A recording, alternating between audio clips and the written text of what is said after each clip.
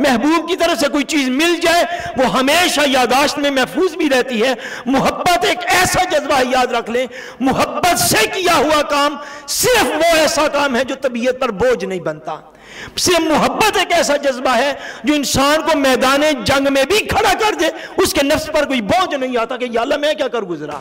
محبت محض ایک ایسا جذبہ ہے جو ایک غریب سے غریب اور مفلوق الحال شخص کو بھی اللہ کے دین میں تلواروں کے سامنے کھڑا کر دیتا ہے۔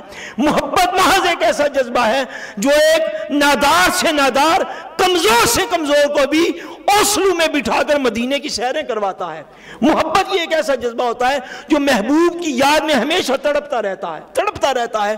اگر محبت رسول اللہ صلی اللہ علیہ وسلم کی ایسی پائی جائے کہ حضور کی یاد میں آنکھوں سے آنسو بہہ نکلیں، اگر محبت ایسی پائی جائے کہ رسول اللہ کی یاد میں دل تڑپتا رہے، اگر محبت ایسی پائی جائے کہ حضور کے شہر میں جانے کی آرزو کر کر کے بندہ دعائیں کرتا رہے، اگر محبت ایسی پائی جائے کہ حضور کے دین کے لیے بندہ مال و دولت خرچ کرتا رہے، حضور کے دین کی استقامت کے لیے تن من دن لٹانے کا تہیہ اپنے اندر نیت رکھتا ہو، اگر محبت ایسی ہے تو والدین کی ذمہ داری پوری ہو گئی۔ اور اگر محبت اولاد میں ایسی رسول اللہ کی نہیں آئی تو پھر والدین نے اچھے مرکے کھلیر تو لے کر دیے ہیں، پھر والدین نے بچوں کو تھوسن فری کی سیریں تو کروائی ہیں، پھر والدین نے اچھی سے اچھی مرکے کی گاڑیاں تو لے کر دی ہیں، مگر وہ ذمہ داری پوری نہیں کی جو رسول اللہ صلی اللہ علیہ وسلم نے ایک مسلمان والدین پر لگائی تھی۔ فرمایا کمال ہے کہ بچہ پیدا ہو، اس کے کان میں اذان پڑی جائے تو ہمارے نام کی، اس کو گڑتی دی جائے، تہنیک کی جائے تو ہماری سنت سمجھ کر، مگر والدین اس کے بعد اپنی ذمہ داری کو بھول جائیں، بلائیں نہیں اپنی ذمہ داری کو۔ فرمایا اولاد کو سکھانے والی چیز یہ ہے حب نبیکم، اولاد کو اپنے نبی کی محبت سکھایا کرو، اولاد کو اپنے نبی کی محبت سکھایا کرو۔ تھوڑا عرصہ پہلے ایک فیملی جو ہے وہ ہمارے گھر آئی، بچے ان کے چھوٹے چھوٹے ساتھ تھے، جو حاضر توفیق تھی ان کو پیش کیا تو وہ خواتین کے ساتھ بیٹھی تھی، تو ان میں سے ایک خاتون جو مہمان تھی انہوں نے کہا کہ ہمارا بچہ جو ایک سنگر کا انہوں نے نام لیا، سنگر ایک کا نام لیا، انہوں نے کہا ہمارا بچہ اتنی دیر تک کولا نہیں پیتا جتنی دیر تک فلاں سنگر کا گانا نہ سن لے۔ 3-4 سال کا چھوٹا بچہ تھا ان کا۔ یہ وہ پوائنٹ ہے جو احادیث کی روشنی میں ہمیں سمجھنے کی ضرورت ہے۔ اس بچے کو اس ماحول میں کس نے پروان چڑھایا؟ والدین نے پروان چڑھایا۔ جب اس نے اس ماحول میں آنکھ کھولی، والدین سنتے تھے تو اس کے قدم رقص کرنے لگے، نہ سنتے تو نہ کرتا۔ یہ بڑائی والی بات نہیں ہے، افسوس والی باتیں ہیں۔ انہوں نے کہا جی یہ تب تک پیتا ہی نہیں، میں کہا واہ اب ہم اس سنگر کا میوزک کہاں سے لائیں اور کیسے اس کو پلائیں؟ جس والدین نے چھوٹی عمر میں بچوں کو نعت مصطفیٰ نہیں سنائی تو ان میں محبت رسول کب پیدا ہوگی؟ محبت پیدا کرنے کے لیے کچھ اہتمام کرنا پڑتا ہے نا۔ اگر اللہ تبارک و تعالیٰ کے قرآن کی آیتیں جو ہیں وہ گھر میں تلاوت نہیں کی تو اس کو حضور سے محبت کیسے پیدا ہوگی؟ 1 گھنٹے کا اگر کوئی ٹی وی ڈرامہ لگا تو آواز ہائی لیول پہ ہے، اسی ٹی وی پہ اذان لگ گئی تو سب سے پہلی بات ہے بھائی ذرا آواز سے کٹ کر دیا جو ٹی وی دا، کیوں؟ اس لیے کٹ کر دو بھائی اذان سننی پڑنی ہے، تو سنتے نہیں، اپنی باتیں جاری ہے، بس یار ٹی وی کا ذرا آواز کم کر دو۔ اچھا یہ جو کنڈیشن چھوٹی چھوٹی یہ جو غلطیاں کرتے ہیں یہ اولاد پر بڑی اثر انداز ہوتی ہیں، ایک بچپن ہوتا ہے نا، ایک وہ اولاد سیکھ رہی ہوتی ہے، ماحول سے سیکھ رہی ہوتی ہے۔ اولاد کے سامنے تو اتنا کہہ دینا کہ بندہ ٹیلی فون پہ کوئی بندہ فون کرے تو اولاد کو بندہ کہہ دے بھائی بیٹا اس کو کہہ دو پاپا گھر پہ نہیں ہے، تو اولاد جس عمر میں ہے اس کے لائن سے اترنے میں اتنا ہی ماں باپ کا عمل کافی ہو جاتا ہے۔ وہ سمجھ لیتے ہیں کہ جھوٹ بولنے ایک اچھی بات ہے۔ یہ وہ بنیادی باتیں ہیں کہ اگر آپ حضور صلی اللہ علیہ وسلم کی نعت سے اپنے سر کو نہیں دھنتے، اگر آپ ذوق اور محبت کے ساتھ نعت مصطفیٰ نہیں سنتے، ذوق اور محبت کے ساتھ اگر ہم تلاوت قرآن نہیں سنتے، تو ہم اپنی اولاد سے کیا ایکسپیکٹ کریں گے کہ اولاد کے اندر حب نبیکم کا بیج کیسے بویا جائے گا؟ اولاد کیسے حضور کی محبت میں تڑپے گی؟ اولاد کیسے حضور کی محبت میں رویا کرے گی؟ اولاد کس طرح حضور کی محبت میں ساری رات کھڑے ہو کے درود و سلام پڑھے گی؟ حضور نبی اکرم صلی اللہ علیہ وسلم کی محبت کی ایک دو مثالیں صحابہ اکرام کی زندگی سے پیش کر کے تو ہمارا جب وقت ہوتا ہے تو ہم بات کو ختم کرتے ہیں۔ حضور صلی اللہ علیہ وسلم نے ایک دن ارشاد فرمایا، آقائے دو عالم تشریف فرما ہیں، صحابہ کے جلوے ہیں، حضور ارشاد فرماتے ہیں میرے صحابہ مجھے تمہاری دنیا سے 3 چیزیں پسند ہیں۔ کتنی چیزیں فرمایا؟ بولیے کتنی؟ 3۔ یا رسول اللہ کون کون سی؟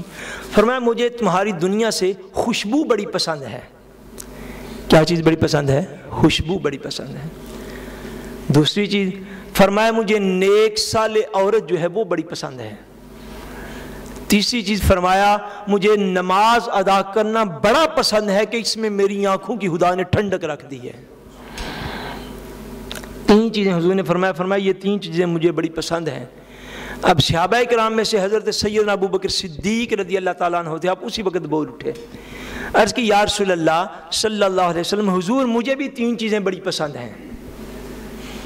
فرمایا ابو بکر بیان کرو کون کون سی؟ پہلی چیز جو آپ نے بیان کی نا وہ محبت کا بڑا شاہکار جملہ ہے، بڑا شاہکار جملہ ہے۔ حضرت ابو بکر عرض کرتے ہیں حضور مجھے یہ پسند ہے النظر الی وجہ رسول اللہ، یا رسول اللہ چہرہ آپ کا ہو، آنکھ ابو بکر کی ہو، ساری حیاتی آپ سامنے بیٹھے رہے میں آپ کا دیدار کرتا رہوں، حضور مجھے یہ چیز بڑی پسند ہے۔ فرمایا دوسری عرض کی حضور ومالی انفق علی رسول اللہ، خدا تعالیٰ مجھے کروڑوں کے کروڑ دیتا رہے میں آپ کے قدموں پر نچھاور کرتا رہوں، ابو بکر کو یہ بات بڑی پسند ہے۔ فرمایا تیسری چیز کون سی ہے؟ فرمایا وَأَن يَكُونُ ابْنَتِي تَحْتَ رسول اللہ، اے اللہ کے رسول بیٹی میری ہو آپ کے نکاح میں ہو، ابو بکر کو یہ بات بڑی پسند ہے۔ یہ جمادی الثانی کا غالباً آخر ہے، جمادی الثانی کی 22 تاریخ کو حضرت ابو بکر صدیق رضی اللہ تعالیٰ عنہ کا یوم وصال ہے۔ یہ 3 چیزیں بیان کی، یہ محبت ہوتی ہے۔ عرض کی یا رسول اللہ مجھے یہ بڑا پسند ہے کہ ابو بکر ہاتھ جوڑ کے بیٹھا رہے آپ سامنے تشریف فرما ہوں تو میں آپ کا جلوہ دیکھتا رہوں، آپ کی زیارت کرتا رہوں، آپ کے چہرے اقدس کو دیکھ دیکھ کے میں خوش ہوتا رہوں۔ اور دوسری چیز یہ بڑی پسند ہے کہ اللہ تعالیٰ مجھے مال دیتا رہے میں آپ کے قدموں پہ لٹاتا رہوں۔ اور تیسری چیز یہ پسند ہے کہ میری بیٹی آپ کے نکاح میں چلی جائے تو ابو بکر خوش ہو جائے۔ اللہ تبارک و تعالیٰ نے سیدنا ابو بکر صدیق کی تینوں ہی خواہشات کو پورا فرما دیا، تینوں خواہشات کو پورا فرمایا۔ حضرت ابو بکر صدیق نے حضور کے وہ جلوے دیکھے جو کائنات میں شاید اور کسی نے نہیں دیکھے، اور اتنا مال خرچ کیا کہ حضور نے یہ خود فرما دیا، فرمایا ساری دنیا میں مجھے کسی کے مال نے اتنا نفع نہیں دیا جتنا نفع مجھے ابو بکر کے مال نے دیا ہے۔ اور پھر حضرت عائشہ صدیقہ رضی اللہ تعالیٰ عنہ سے نکاح فرما کر حضرت ابو بکر کی اس خواہش کو بھی پورا فرما دیا۔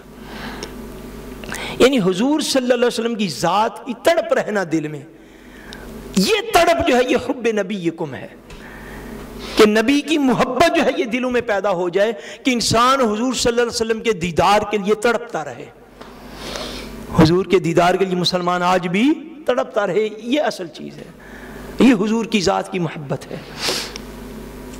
ایک موقع پر حضور نبی اکرم صلی اللہ علیہ وسلم نے کی بارگاہ میں، بلکہ میں آپ کو ایک اور بات عرض کروں، حضور کی بارگاہ میں ایک صحابی جو وہ تشریف فرما ہوتے تھے، حضرت عائشہ صدیقہ کہتی ہیں ان کی محبت کا یہ عالم تھا، ایسا عالم تھا حضور کے ساتھ محبت کا کہ وہ حضور کی بارگاہ میں بیٹھ جاتے اور مسلسل حضور کی زیارت کرتے رہتے، اور اس طرح زیارت کرتے کہ زیارت کرتے ہوئے آنکھ کو بھی نہ جھپکتے تھے۔ اچھا اپنا اپنا محبت کا ایک ذوق ہوتا ہے نا، اپنا ایک عالم ہوتا ہے محبت کا۔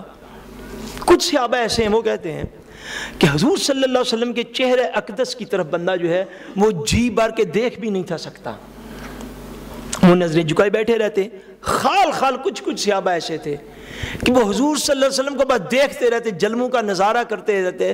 کہتی ہیں حضرت عائشہ، آپ فرماتی ہیں ایک دن حضور نے اس صحابی کو بلا لیا اپنے پاس۔